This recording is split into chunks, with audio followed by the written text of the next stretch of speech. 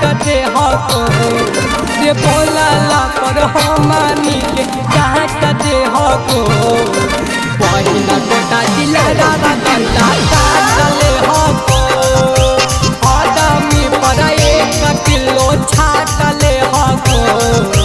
पहिला कोटा दिलारा गल्ला काट ले हको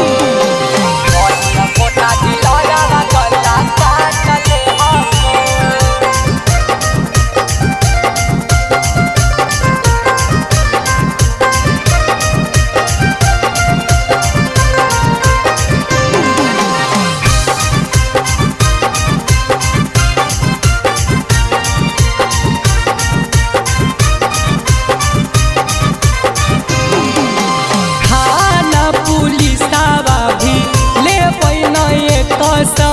जाने कहाँ कहाँ जाहत डीलर के कमीशन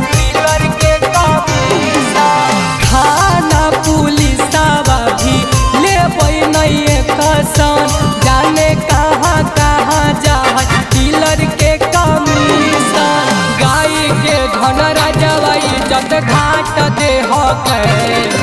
लिखी के चंदनवाई जत घाट दे हके पहिला कोटा दिलारा गल्ला